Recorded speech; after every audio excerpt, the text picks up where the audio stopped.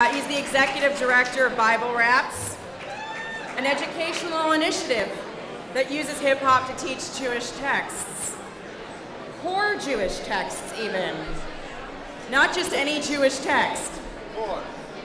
He was part of the first Present Tense Institute when it was called the Present Tense Institute for Creative Zionism. That's now the Present Tense Global Fellowship, in case anybody has ever heard of that. He's an alumnus of Pardes and currently a Joshua Venture Fellow. And he's been to a number of ROI summits where, talk about shameless plug, he met his fiancée, who is standing over there, which, of course, a union that also makes him partially affiliated with Moishe House. So that's important. Can I just do a quick network survey of the room? I'm just curious. How many people here know what Moishe House is or have been involved with Moishe House? Okay. Know what ROI is or have been affiliated with ROI in some way? Joshua Venture? Kareem? Anyone? Yeah, good. Wow. More networks, please. Present tense? More networks. Pardes? Let's see. Upstart Bay. Upstart Bay Area? Yeah. Great stuff, everybody. I think this is awesome. I think it's great when all these networks come together because then you can cross-pollinate. And I don't necessarily mean that literally, but I don't not. Engaged couple. Okay, you're all ready, Matt? I have a speech, so they're riding with me or they're off the train. Okay, either you're riding with him or you're off the train. Listen, please. Yeah, so I'm gonna hand the mic over to him, but before I do that, I just wanna say he's also been to a number of ROI summits. So, yeah, okay. And from what I understand, also a lot of the noise is coming from outside this area, so again, thank you for your continued cooperation. And take it away, Matt. Hello, I started rapping in a group called Renaissance. Other than me, an all-black rap group. Often after shows, I'd be the only white person in the room. And other crews would be like, how'd the white boy end up with you all? And my crew would be like, half tongue-in-cheek, oh, he's not white, he's Jewish. And the other crew would be like, oh, okay, that makes sense.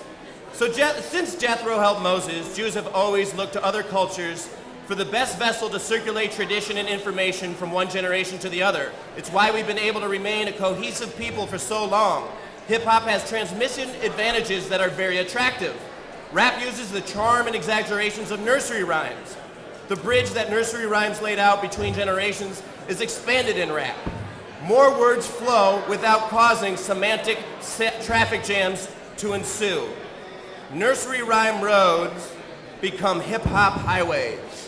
Let's just say that once more so Jethro and Moses don't have to hear that. Nursery rhyme roads become hip-hop highways. Is this stuck? Or is this? I am the realest, people call me so realist. Close to my chest, got a different jack, hey dealer, what the deal is. You get light bulbs, I get electric eels, but I ain't done yet, I want to know just how electric feels. Zap, I'm alive, I am Frankenstein, Do you need to advance the slide? Do I press the button? It's automated. It's supposed to be automated. All right, okay, thank you, Esther, my fly girl. Okay, rap uses the charm and exaggerations of nursery rhymes. The bridge that nursery rhymes laid out between generations is expanded in rap. More words flow without causing semantic traffic jams. Nursery rhyme roads become hip-hop highways. Rap bends, embellishes, and exaggerates stories. And that fits with Torah stories perfectly, in which super sexy concubines, giants who talk smack, and crazy plagues are commonplace. Okay, to the point of nursery rhyme roads becoming hip-hop highways, here is Twista and Busybone. They can rap almost 12 syllables per second. So when a kid has a rap song memorized, he has the amount of information stored in an album of a different genre. This speaks to Peshat, Drash, Remez, and Sod being in each line of Torah. Now rap as a culture has the motto that you've probably flippantly heard, keep it real.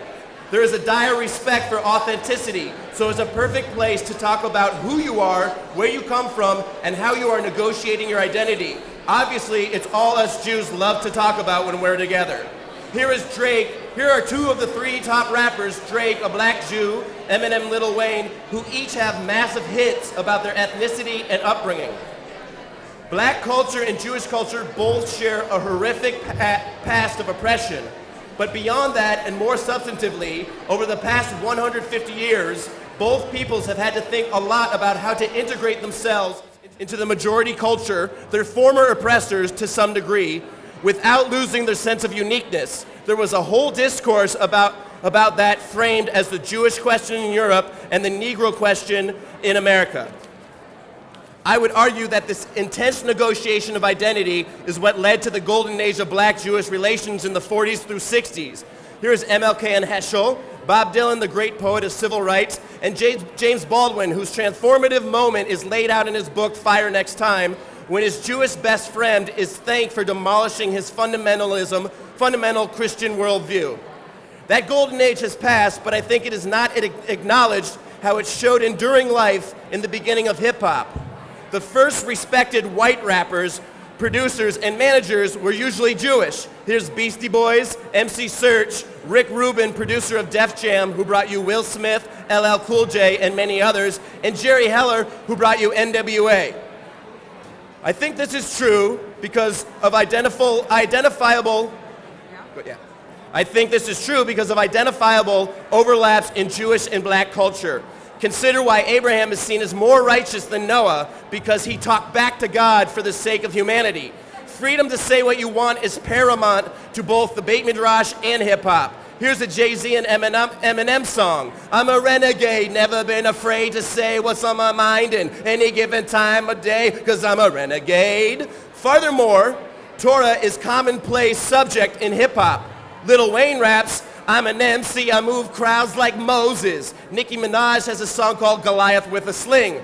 Royce the 5'9" raps, floating on the same boat Noah did. Same water Moses split. Respect for tradition is paramount to both Judaism and hip-hop. Who from the past you are repping and carrying on is shown in the Talmud by the lines you often hear. Rav Kuni said it in the name of Rav Yosef, said in the name of Rav Akiva. In hip-hop, the same is done. Wayne raps, they say I'm rapping like Big Tupac, Andre 3000, where is Erykah Badu at? Take some Big and some Pac, mix them up in a pot, and so on. Tradition is a huge value in hip-hop as well, as most rappers at some point refer to the 4 pillars of hip-hop: graffiti, DJing, breakdancing, and rapping. We also have heard of the 3 pillars that allows the world to continue to endure: justice, truth, and peace. In the house of study, or the Beit Midrash, Chavruta, learning partners, are supposed to use words to argue what is true and real for Judaism. You are supposed to go hard against your learning partner. In hip-hop, battle rap is a huge thing. People using words against each other to prove that they are the realest manifestation of the culture and not the other. Here are rap battlers Nas and Jay-Z, as well as Shammai and Hillel. I can tell who's laughing is who's listening. Thank you. New words being created that have vivacity is the sign of a vibrant culture. We love our Yiddish words like meshuggah and verklempt and kavelling. Hip-hop is constantly generating exciting new words to express vibrant sentiments. Word up, what's good? Word is bond, for show, diss, etc. So to end, I'd like to try to sum up why hip-hop is a special place for Jewish learning and exploration by contemplating our workshop where the participants rap about their Jewish identity. Imagine you've just written a rap explaining to Jacob/Israel how you struggle, Yisrael, with your Judaism. You put the earmuff phones on, and instantaneously all noise is a beat. Your body thinks before your brain, and your head begins bobbing to what now has become a funky-ass beat. You are the only one in the room hearing the beat. Outside the earphones, people watch as you begin to harangue the silence. Success is measured by how convincingly you assert your identity in the words that you rap. Keep it real. It's not easy, and the bumps of the beat feel just as rocky as the bumps of self-consciousness. Each word you use to focus on Yisrael flexes the stomach muscles. It's an exercise of will, of agency, of self-assertion, of being shot like an arrow toward a vision of your Judaism. Thank you.